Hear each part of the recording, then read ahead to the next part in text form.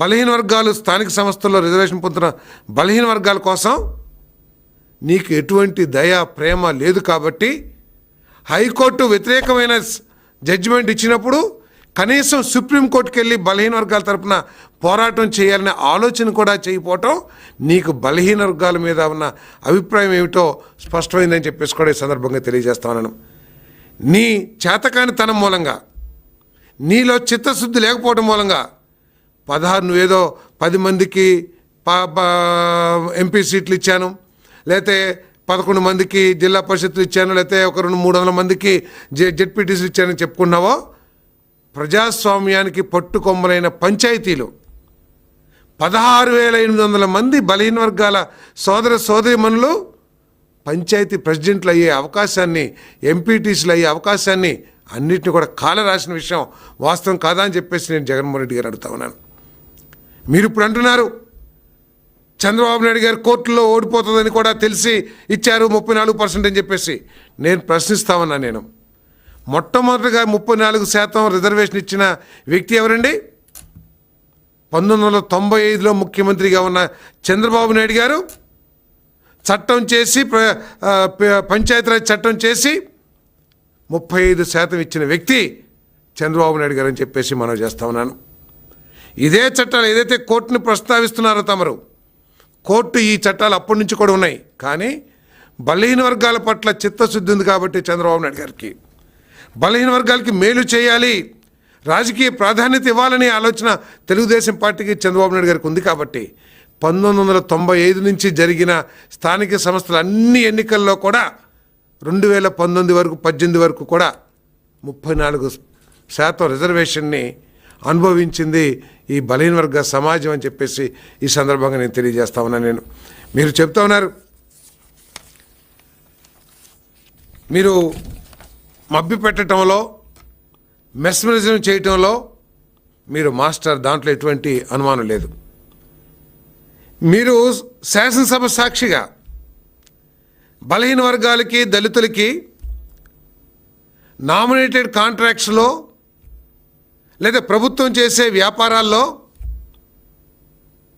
50% reservation కల్పిస్తాను అన్న మాట వాస్తవా కాదా అని చెప్పేసి అడుగుతా ఉన్నా నేను. కనీసం 1% కాంట్రాక్ట్ అయినా సరే నామినేటెడ్ పనుల్లో కానీ మీరు ప్రత్యేకంగా ఆ రిజర్వేషన్ ఉదహరిస్తూ ఏ వర్క్ అన్నా ఇచ్చారా అని చెప్పేసి నేను అడుగుతా ఉన్నా నేను. అంటే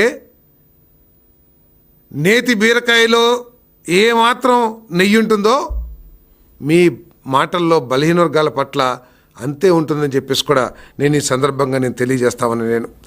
అంతేకాదు ఎంపీలు లేకపోతే ఏదో జెడ్పీటీసీలు ఇచ్చానంటున్నారు. వారు ఏ విధంగా వారి నోరును కట్టేసేవాళ్ళో, లేకపోతే వారికి ఏ మేరకు వాక్ స్వాతంత్రం ఉందో, వెనకాల బ్యాక్ ఆఫీస్లో ఎవరెవరు ఉన్నారో, మరి మీ ఇన్ఛార్జీలు ఎవరైతే ఉన్నారో, ఉత్తరాంధ్ర ఇన్ఛార్జీలు ఎవరో, లేకపోతే కోస్తాంధ్ర ఇన్ఛార్జీలు ఎవరో, రాయలసీమ ఇన్ఛార్జీ ఎవరో అందరికీ తెలుసు అని చెప్పేసి మనం చేస్తామని నేను. మరి బలహీన వర్గాల గురించి ఎంత మాట్లాడుతున్న తమరు యూనివర్సిటీ వైస్ ఛాన్సలర్ అనేది చాలా అత్యున్నత పదవి టీచింగ్ కమ్యూనిటీలో. మీరు ఎప్పుడైనా సరే ఒక్క బలహీన వర్గ వ్యక్తికైనా సరే ఒక వైస్ ఛాన్సలర్ పోస్ట్ ఇచ్చారా అని చెప్పేసి అడుగుతా ఉన్నా నేను. నేతి బీరకాయలు నెయ్యి ఎంత ఉంటుందో మీ మాటల్లో కూడా బలహీన వర్గాలకి న్యాయం అంతే ఉంటుందని చెప్పేసుకొని నేను ఈ సందర్భంగా తెలియజేస్తాను నేను. అంతేకాదు ఈ అసైన్మెంట్ భూముల్ని ఫ్రీ హోల్డ్ అని చెప్పేసి ఎన్ని లక్షల ఎకరాలు బలహీన వర్గాలకి చెందింది, దళితులకి చెందిన భూముల్ని మీరు మీ నాయక గణం దోచేసుకున్నారో కూడా ఈరోజు చెప్పమని చెప్పేసి కూడా నేను అడుగుతా ఉన్నాను. ఎన్ని వందల మంది బీసీలు పొట్టన పెట్టుకున్నారో కూడా మీ రాజకీయ హత్యలతో ఒకసారి పొట్టన పెట్టమని మన లెక్క కూడా చెప్పమని చెప్పేసి నేను ఈ సందర్భంగా నేను తెలియజేస్తాను. అంతేగా సంక్షేమ కార్యక్రమాల గురించి నేనేదో బ్రాండ్ అంబాసిడర్ని అని చెప్పుకుంటూ ఉన్నారు. మీరు ప్రతి విషయంలో కూడా మీరు ఈ రాష్ట్ర ప్రజలు మోసం చేశారని చెప్పేసి మనం చేస్తామని. మాట తప్పను మడమ తిప్పను అనేది ఒకేదో క్యాప్షన్గా చూపించి ప్రజల్ని మభ్యపెట్టారని చెప్పేసి అడుగుతా ఉన్నాను. మాట తప్పను, లేకపోతే మీరు చెప్పే విద్యా దీవెన, లేకపోతే ఫీజు రింబర్స్మెంట్ ద్వారా చదువుకున్నారు. కొన్ని లక్షల మంది కాలేజీల నుంచి, యూనివర్సిటీల నుంచి పాస్ అయ్యి పట్టా చేతి పట్టుకొని, వాళ్ళు ఉత్తీర్ణత పట్టా చేతపట్టు మార్క్స్ మేము చేత పట్టుకొని బతుకు తెరువు కోసం ఎదురు చూస్తున్న యువతి యువకులకి వారి భవిష్యత్తుకి పునాది వేసే విధంగా ఏ ఒక్క చర్యన్నా తీసుకున్నావా జగన్మోహన్ రెడ్డి గారు అని అడుగుతా ఉన్నాను. డిఎస్సీ నిర్వహించలా, జాబ్ క్యాలెండర్ లేదు, కేవలం వాలంటీర్లు ఇచ్చేసి నేనేదో చేసేసాను అని చెప్పేసి గొప్పగా చెప్పుకుంటున్నాం.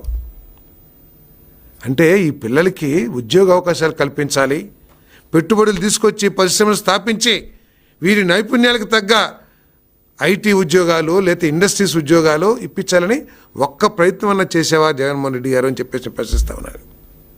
ఈరోజు చూడండి, ఈ ప్రభుత్వంలో ఎంతమంది చదువుకుంటే అంతమంది పిల్లలకి తల్లికి వందనం ఇస్తూ, కాలేజీల్లో ఫీజు రింబర్స్మెంట్ ఇస్తూ, కాలేజీల నుంచి బయటకు వచ్చిన తర్వాత ఆ చదువు సరిపోదు, ఆ కరికులం సరిపోదు, ప్రపంచవ్యాప్తంగా అభివృద్ధి చెందిన టెక్నాలజీకి అనుగుణంగా